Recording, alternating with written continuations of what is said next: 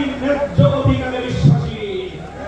ইনশাআল্লাহ হেফাজতের সংগ্রামী মহাসচিব কর্মসূচি ঘোষণা করবেন। সারা বাংলাদেশ জুড়ে হেফাজতের নেতা কর্মীদেরকে আগামী মাসগুলোতে গোটা বাংলাদেশ জুড়ে নারীর ন্যায্য অধিকার আদায়ের জন্য মাঠে নামতে হবে।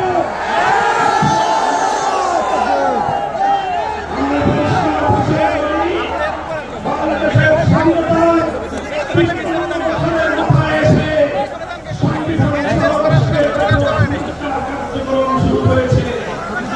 এই সংস্কার কার্যক্রম চলাকালীন সময়ে বহুত্ববাদের মতো বিরোধী কোনো কনসেপ্ট বাংলার মানুষ গ্রহণ করবে না।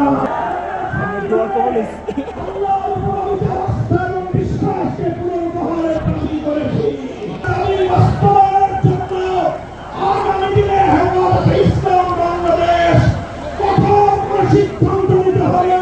হেফাজত সেই সিদ্ধান্ত নেবেন ইনশাআল্লাহ। আমরা পরিষ্কার ভাষায় বলি, ডক্টর ইউনূস সাহেবের সাথে হেফাজতের কেন্দ্রীয় নেতৃবৃন্দ অনেক সাক্ষাৎ করে বিনয়ের সঙ্গে আবেদন করেছি আমাদের বিরুদ্ধে ফ্যাসিবাদী আমলে দায়েরকৃত মিথ্যা মামলাগুলো প্রত্যাহার করেন। কিন্তু কেন যেন মনে হচ্ছে আমাদের সোজা আঙুলে নদী দিবে না।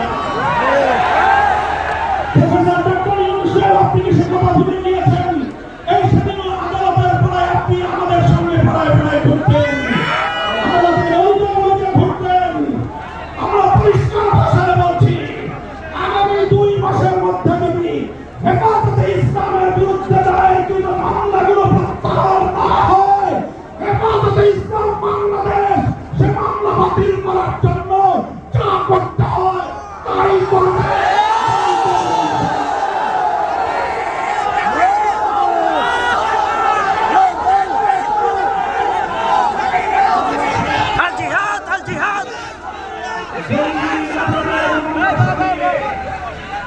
জঙ্গি নাটকের মামলা সারিয়ে আল্লাহ নবীর প্রকৃত